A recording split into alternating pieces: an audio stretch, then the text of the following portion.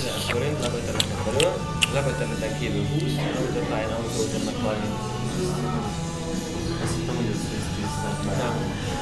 És erre érdemes figyelni, mert lehet volna annyi szabadják, hogy csak gyorsnak, hogy rágyottak. Hey Corey, I would like to answer your question regarding the smellovision in connection with you said that perhaps smell is a phenomenon that cannot be divorced from its immediate environment, from its immediate context. So it's not decontextualizable because it is bound to a certain situation.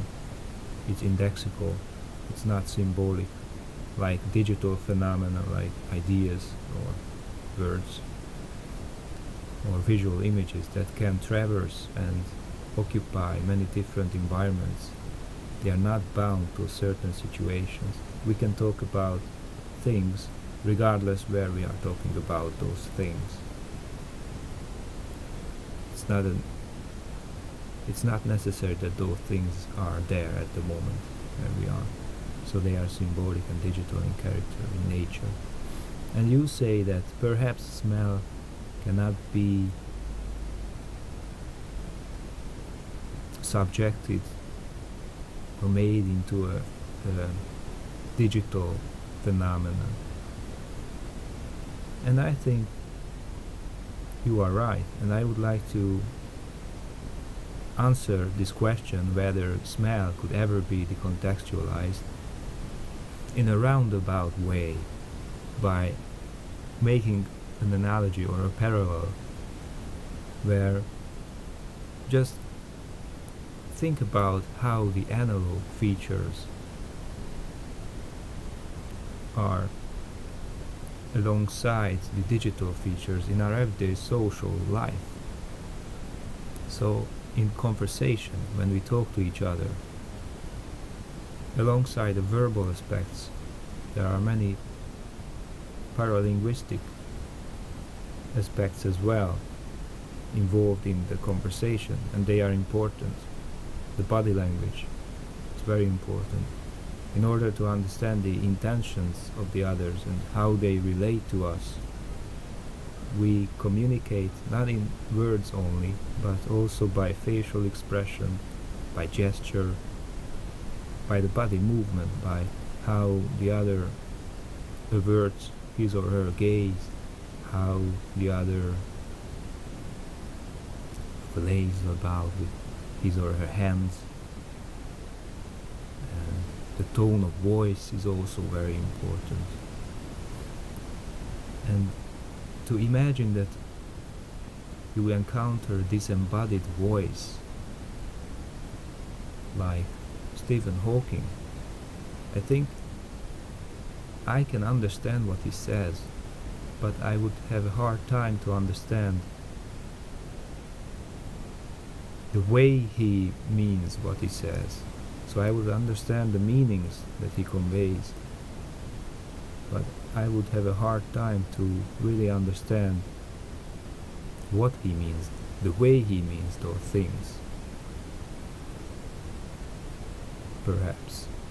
Is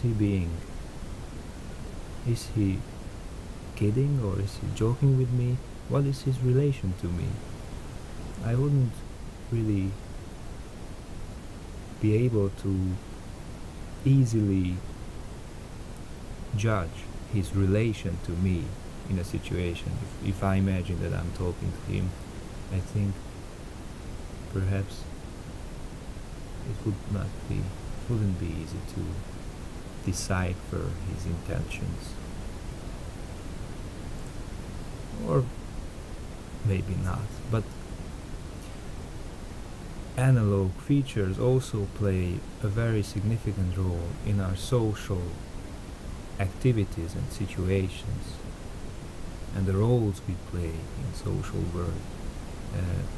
Our social life is very theatrical in nature. There are costumes and stage setting in every circumstance, and these are essential for maintaining our social practices.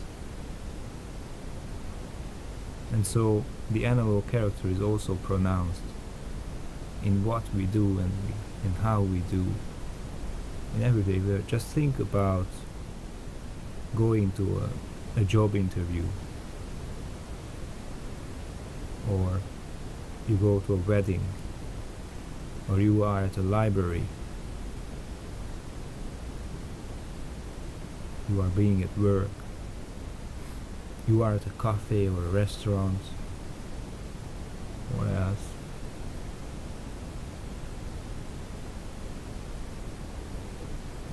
At the funeral, at the hospital. So our social life is very ritualistic, and it relies on deeply embodied elements.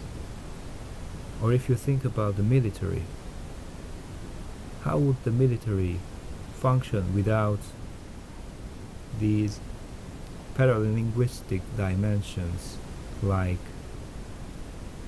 falling into rank and jumping to attention and saluting and wearing uniforms? These are very, well, ritualistic a little bit, and they rely on non-verbal features, aspects of communication.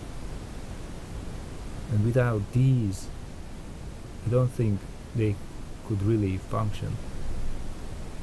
And so this is my answer in a roundabout way, that perhaps the contextualized smell, which can be decoupled from its immediate environment and applied in every situation, is possible to the extent that